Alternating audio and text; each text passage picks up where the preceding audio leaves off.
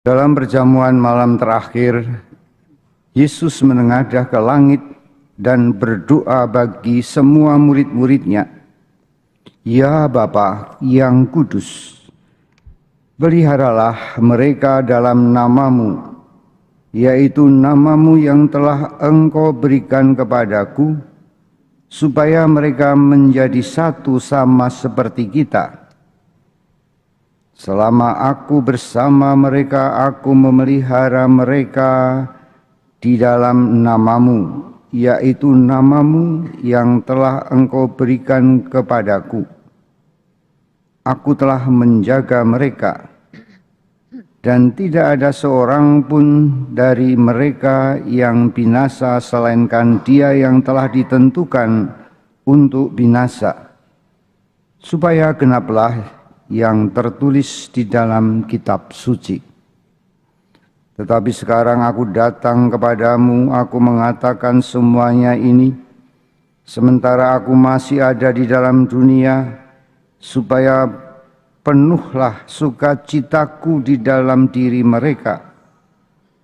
Aku telah memberikan firman-Mu kepada mereka, dan dunia membenci mereka karena mereka bukan dari dunia, sama seperti aku bukan dari dunia. Aku tidak meminta supaya Engkau mengambil mereka dari dunia, tetapi supaya Engkau melindungi mereka dari yang jahat. Mereka bukan dari dunia, sama seperti aku bukan dari dunia. Kuduskanlah mereka dalam kebenaran. Firman-Mu adalah kebenaran. Sama seperti Engkau telah mengutus aku ke dalam dunia, demikian juga aku telah mengutus mereka ke dalam dunia. Dan aku menguduskan diriku bagi mereka, supaya mereka pun dikuduskan di dalam kebenaran. Demikianlah Injil Tuhan. Terpujilah Kristus.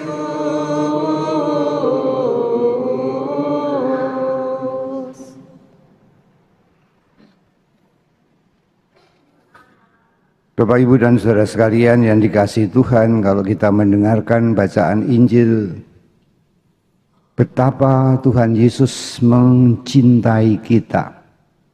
Dia berdoa untuk kita. Dia berdoa agar kita semua dilindungi dari yang jahat, dikuduskan, dan dipenuhi oleh kasih Allah. Kasih Yesus telah diberikan kepada kita. Dalam Injil tadi dia mengatakan bahwa Yesus memelihara kita dalam nama Tuhan. Dia menjaga kita dalam nama Tuhan. Dan dia minta supaya kita dilindungi di dalam nama Tuhan. Dan dia terus-menerus menguduskan dirinya agar kita kudus. Jadi saya senang dengan kalung sator ini. Karena persis itulah yang dikatakan Yesus. Sator adalah Allah yang menyelamatkan. Arepo adalah melindungi. Tenet memelihara. Opera terus-menerus bekerja dan rotas kehidupan. Jadi sator, arepo, tenet, opera, rotas adalah cinta Tuhan. Cinta yang melindungi, cinta yang memelihara, cinta yang menjaga, cinta yang terus-menerus tak ada henti-hentinya. Jadi dia sungguh-sungguh bagaikan gembala yang baik yang mencintai domba-dombanya. Tentang cinta ini banyak orang menafsirkan masing-masing sesuai dengan kebutuhannya. Bagi orang sakit, cinta adalah kesembuhan. Bagi orang yang tidak punya uang, cinta berarti duit, rezeki, dan macam-macam. Bagi orang kesepian, cinta berarti perhatian, pengertian. Tapi seperti saya katakan dalam pembukaan misa hari ini, kalau cinta itu masih menggunakan awalan me dan di, maka saya bertanya, Anda lebih suka dicintai atau mencintai? Itu berarti kita masih berjarak dengan Tuhan. Kita belum bersatu dengan Tuhan. Dalam cinta Tuhan tidak lagi mencintai dan dicintai. Kita tinggal di dalam kasih. Maka bacaan kedua memberi tekanan itu. Tidak ada orang yang pernah melihat Allah, tetapi kalau kita saling mencintai, kita tinggal di dalam Allah dan Allah tinggal di dalam kita. Jadi saya bertanya, lantas nama Tuhan itu siapa? Kalau dia itu Yesus memelihara kita dalam namanya dan kita juga disuruh diutus di dalam namanya. Maka namanya adalah cinta. Jadi saudara sekalian, seyogianya namanya adalah cinta. Ya. Kalau namamu cinta, maka tidak ada benci, tidak ada marah, tidak ada musuh, tidak ada keluh kesah. Orang tinggal dalam cinta, yang ada hanyalah satu, bahagia. Apakah saudara bahagia? Berarti kalau Anda belum bahagia, Anda belum tinggal dalam cinta. Anda masih tinggal di dunia yang penuh dengan mencintai dan dicintai. Masih ada subjek dan objek. Dalam cinta tidak ada objek dan subjek.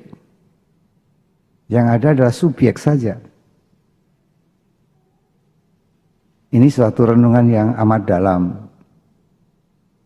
Tapi marilah kita menampakkan wajah Tuhan supaya dalam kasih itu orang melihat Tuhan hadir dalam hidup kita.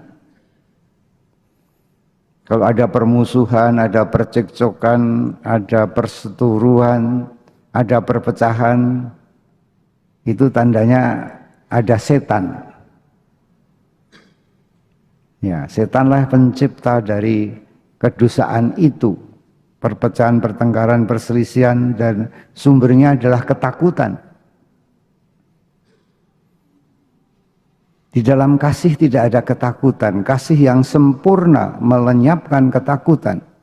Barang siapa takut, dia tidak sempurna di dalam kasih. Maka dalam kasih ada persatuan, kerukunan, damai sejahtera. Sehingga doa Yesus hari ini adalah agar kita bersatu. Maka hari ini sebetulnya hari komunikasi sedunia. Dengan komunikasi orang sebetulnya saling mendekat, saling mempersatukan. Komunikasi tidak menciptakan perpecahan, tapi justru komunikasi menciptakan kerukunan, kedamaian. Saudara-saudara sekalian yang terkasih, kata-kata ini selalu menyapa saudara, saudara-saudara yang terkasih.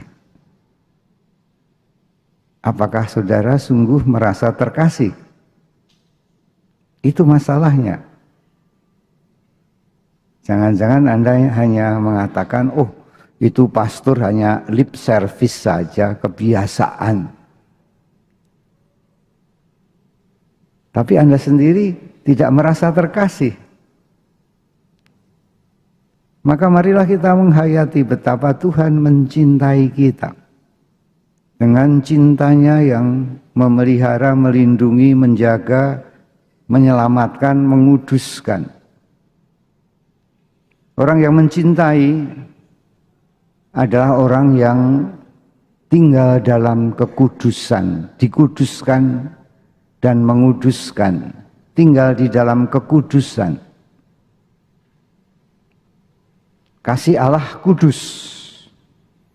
Dia mau menguduskan orang-orang berdosa dengan pengampunan. Meskipun dosamu merah seperti kirmiji, akan putih seperti salju. Meskipun dosamu merah seperti kain kusumba, akan putih seperti bulu domba. Kasih Allah menguduskan, menyucikan. Dan kalau kita mengampuni dengan kasih Tuhan, mengampuni berarti menguduskan. Maka diri kita juga dikuduskan. Barang siapa mengampuni, dia diampuni. Seperti doa dalam Bapa kami, ampunilah kesalahan kami seperti kami mengampuni. Dan mengampuni berarti membebaskan kita dari semua luka-luka batin. Dibebaskan kita dari benci, marah, dendam, dan semua beban dan luka-luka. Maka mengampuni itu membahagiakan karena roh Tuhan ada pada kita. Roh Kudus ada pada kita. Dan Roh Kuduslah yang mengubah benci menjadi cinta, permusuhan menjadi persahabatan,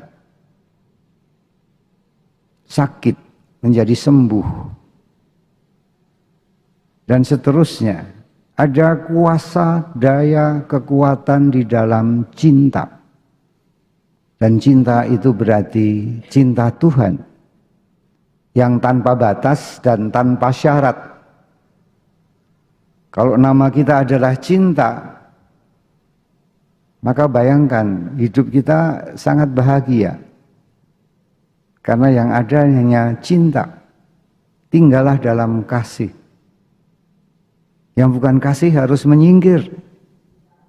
Kebencian, kemarahan, ketakutan, kekhawatiran, semua yang negatif. Yang ada hanyalah cinta. Cinta tetap cinta. Tidak bisa dirusak oleh apapun. Karena cinta Tuhan kekal abadi, ada di dalam kita semua. Sering saya bertemu dengan banyak orang yang tidak percaya pada Tuhan, bahkan marah pada Tuhan. Saya tidak mencoba untuk menerangkan, berdebat tentang Tuhan itu siapa. Tapi saya selalu melihat kasihan orang ini. Berarti dalam hidupnya dia tidak mengalami cinta. Ya. Orang-orang yang hidupnya merasa tidak dicintai, dia juga tidak bisa menerima bahwa Tuhan itu cinta kasih. Dia memberontak, dia marah. Hampir semua anak-anak nakal saya tanya, kenapa kamu nakal? Saya tidak dicintai, saya tidak diperhatikan, saya tidak dimengerti. Saya seperti orang asing di rumah. Jangan-jangan saya bukan anak orang tua saya. Kalau saya tanya pada orang dewasa yang nakal, kenapa kamu nakal? Jawabannya sama saja. Saya kurang dicintai oleh pasangan saya. Ya, saya kurang dilayani dan di yang lainnya. Dan itulah yang mengakibatkan dia mencari cinta tetapi tersesat.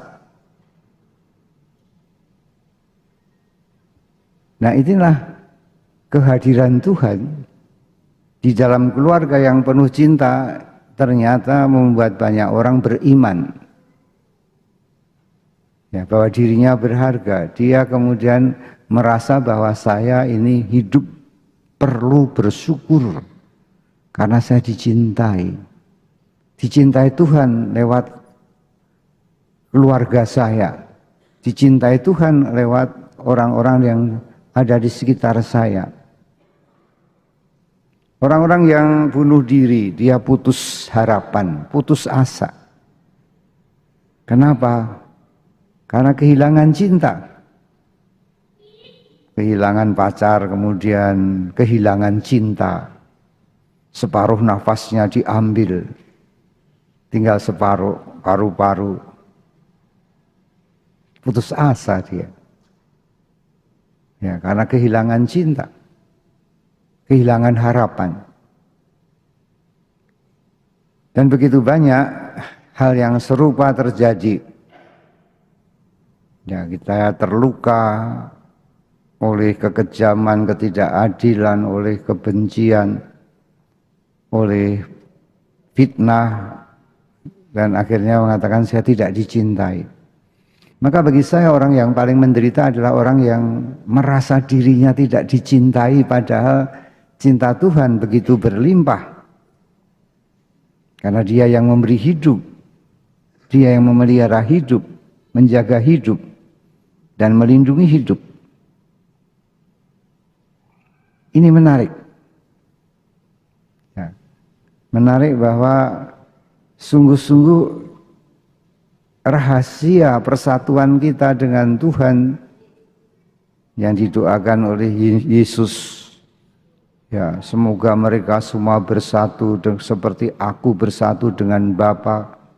Apa yang mempersatukan adalah cinta. Puncak dari cinta adalah persatuan.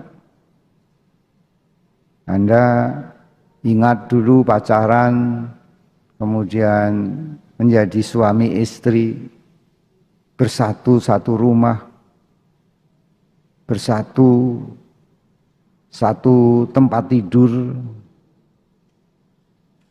dan akhirnya menghasilkan anak-anak karena cinta. Itulah cinta yang mempersatukan. Maka di mana ada cinta, di situ ada persatuan. Di mana ada cinta, di situ nampak Tuhan yang tidak dapat dilihat. Namun kalau kita memberi kesaksian dengan kehidupan yang sebaliknya, seperti orang-orang dunia yang berebut harta, yang berebut kedudukan, yang bahkan seolah-olah berebut cinta, cinta macam apa yang diperebutkan. Kekacauan terjadi, peperangan terjadi, persaingan terjadi, dan akhirnya dosa terjadi, bahkan pembunuhan. Suatu yang sangat sederhana. Roh Kudus adalah roh cinta kasih. Dialah yang memampukan kita untuk mengasihi. Dia yang memampukan kita untuk mengampuni. Banyak umat kalau saya anjurkan untuk mengampuni, sudahlah ampuni saja, biar kamu damai, biar kamu sembuh. Dia selalu mengatakan, mana bisa, saya manusia biasa, kesabaran saya ada batasnya. Percuma mengampuni, saya sudah jatuh tertimpa tangga, saya sudah ditipu, masih suruh mengampuni lagi, dan macam-macam alasan. Tapi dia mengatakan saya manusia biasa. Kita manusia luar biasa. Karena roh Tuhan ada pada kita. Dia yang memampukan kita untuk mengasihi musuh-musuh kita. Kalau kamu hanya mengasihi orang yang mengasihi kamu, apakah jasamu? Orang-orang kafir pun berbuat demikian, tetapi kamu kasihlah musuh-musuhmu. Dan situlah kita membayangkan alangkah indahnya dunia tanpa musuh. Hidup tanpa benci, tanpa marah, tanpa musuh. Luar biasa. Semua adalah sahabat. Semua orang tinggal dalam kasih.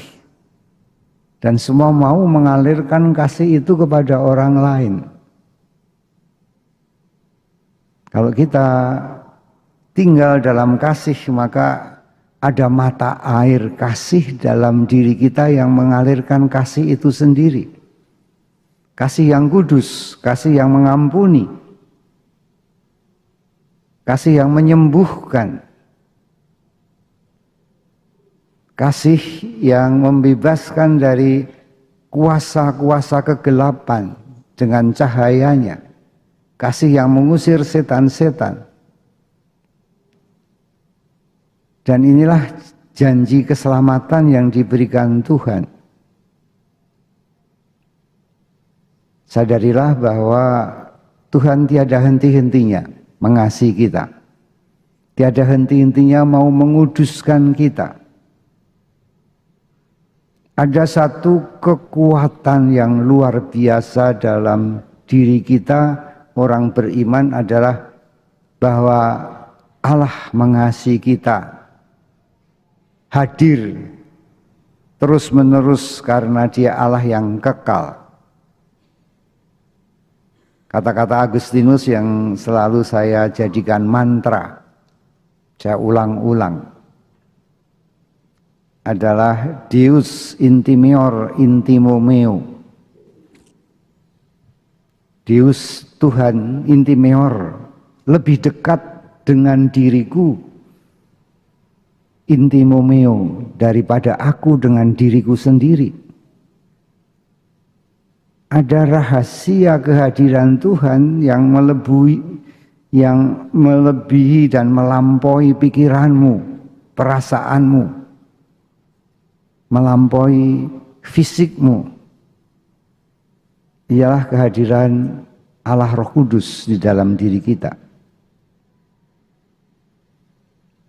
Dan kalau Anda mulai menyadari itu, maka Anda juga akan mengatakan, akhirnya bukan hanya intimo meo, tapi juga akhirnya intimo tuo.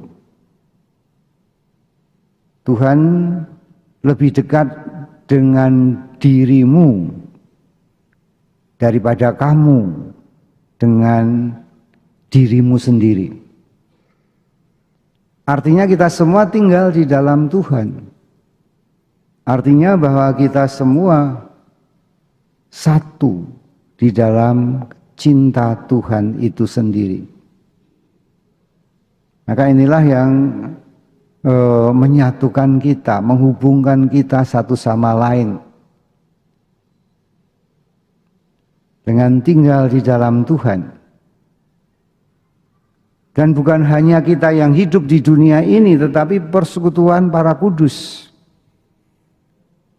Kita dengan para kudus, Bunda Maria, para malaikat, santo santa, dan orang-orang yang sudah mendahului kita yang percaya pada Yesus, satu dengan kita. Ya, satu di dalam cinta. Ya, maka kita sesungguhnya tidak pernah kehilangan orang-orang yang mencintai kita dan kita cintai. Ya ada. Bagaimana kalau dia meninggal? Cinta tetap menghubungkan kita dengan mereka. Kita berdoa untuk dia dan dia juga berdoa untuk kita. Aku percaya akan gereja Katolik yang kudus, persekutuan para kudus. Ya, persekutuan para kudus, jangan hanya pikir bahwa orang-orang kudus di sana yang bersatu, tetapi kita yang dikuduskan Tuhan, kita yang tinggal di dalam Tuhan, baik di sini maupun di surga. Satu. Cinta mempersatukan kita dengan semuanya. Ut omnes unum sin. Ya, segalanya bersatu di dalam Tuhan. Inilah kehendak Tuhan. Bukan filsafat manusia, bukan ajaran. Tapi ini suatu kenyataan. Kenyataan yang coba kita pahami, kita sadari. Itulah sebabnya saya selalu mengatakan Yesus menegur Saulus. Saulus, Saulus, mengapa engkau menganiaya aku? Siapakah engkau Tuhan? Aku Yesus yang kamu aniaya. Siapa yang dianiaya oleh Saulus? Pengikut-pengikut Yesus. Karena kita satu dengan Yesus, maka Yesus pun merasakan penderitaan kita. Nah, ini suatu misteri yang luar biasa. Ya. Dalam kesatuan dengan Kristus itulah kita mengalami kebahagiaan. Kita mengalami kesembuhan. Kesembuhan batin, kesembuhan rohani, juga kesembuhan fisik. Ya. Betapa luar biasa karena Yesus yang bersatu tidak membuat kita ini masuk dalam zona aman. Enak-enak di atas bumi seperti dalam surga. Bukan, Tuhan tidak berhenti. Opera rotas, tidak berhenti bekerja. Kalau kita bersatu dengan Tuhan, kita tidak leha-leha enak-enak, tetapi mungkin kita sangat aktif. Aktif untuk berdoa, aktif untuk mengalirkan berkat dan cinta Tuhan yang diberikan pada kita. Kita jadi lebih aktif, menguduskan orang-orang sakit, orang-orang kesurupan, orang-orang yang tersesat, orang-orang yang berdosa. Cinta membual di dalam diri kita kepada orang-orang yang membutuhkan. Karena itu kita selalu berdoa di dalam nama Bapa, Putra dan Roh Kudus. Kita di dalam Dia dan Dia di dalam kita.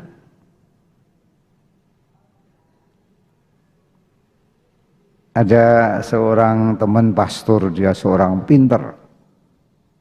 Ya, sangat pinter. Dia hafal semua ajaran gereja, konsili-konsili. Ya, dia pandai menganalisa. Tapi semakin dia menggunakan akalnya, dia semakin pusing.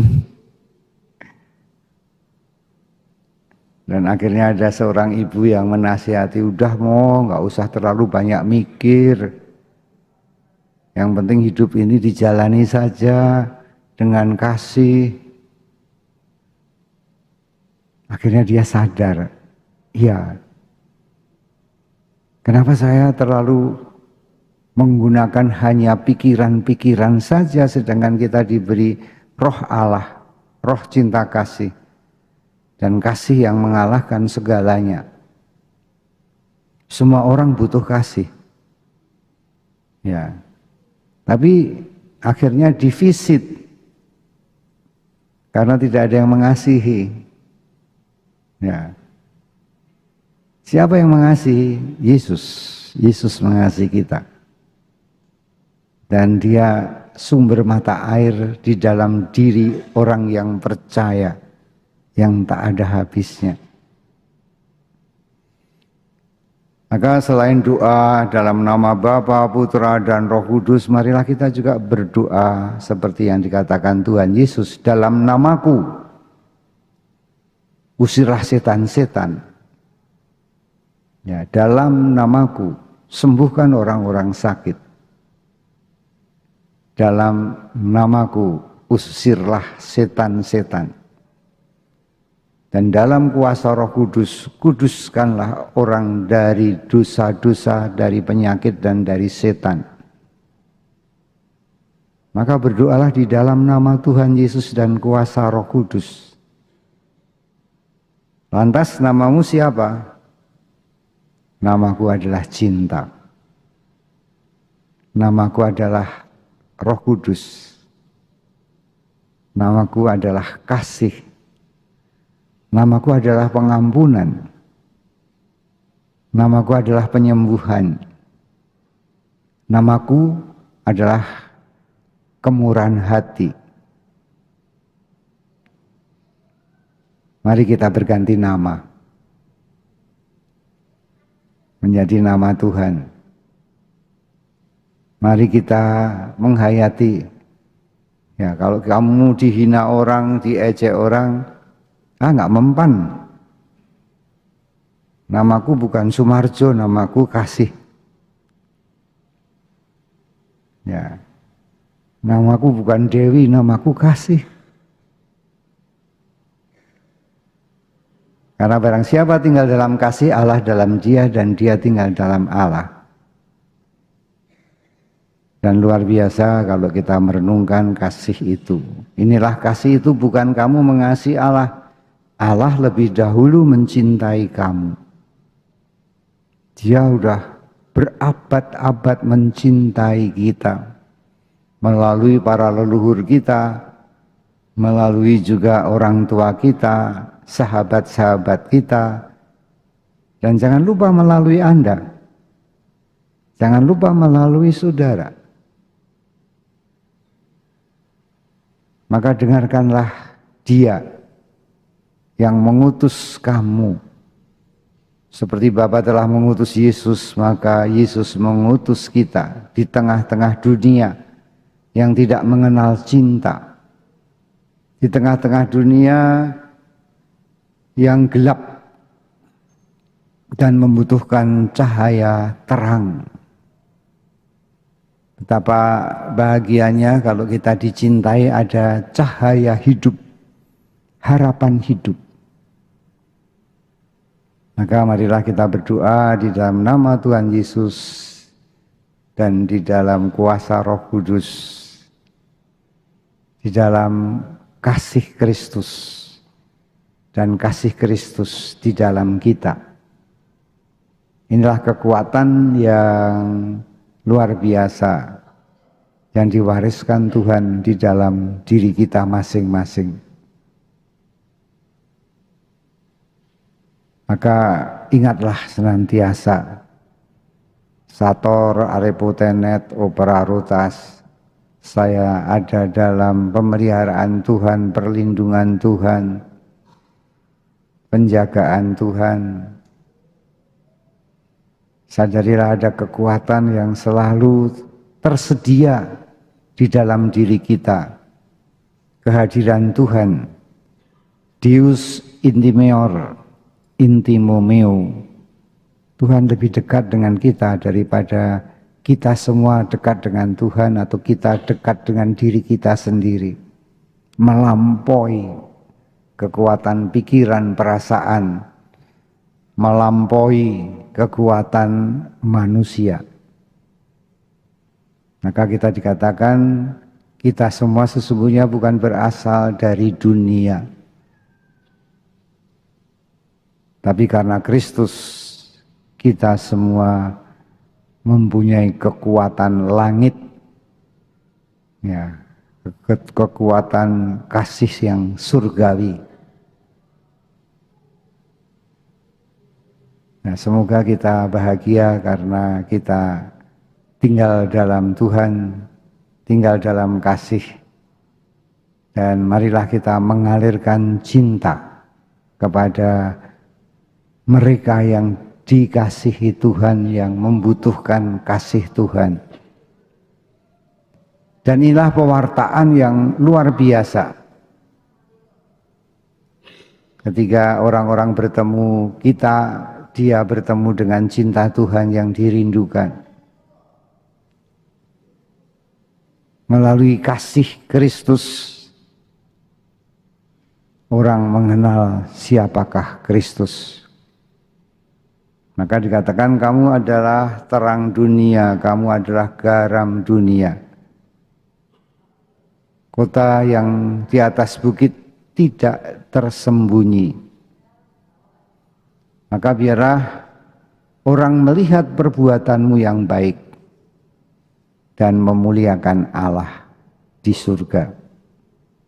Maka semoga Anda mengalirkan kasih dan orang akan melihat wajah Tuhan di dalam wajahmu. Ya, jangan sebaliknya, mukanya serem, penuh kebencian, sehingga kalau kita ketemu ini setan apa manusia? Ya, kok orangnya serem menakutkan. Ya. Marilah kita diutus Tuhan untuk menerangi dunia dengan kasih-Nya, menyembuhkan orang-orang sakit dengan kasih dan kekudusannya, mengampuni orang-orang yang berdosa dengan kasih dan kemurahan hati-Nya. Kita berdiri menyatakan iman kita. Aku percaya akan Allah, pencipta langit dan bumi, dan akan Yesus Kristus putra yang tunggal Tuhan kita,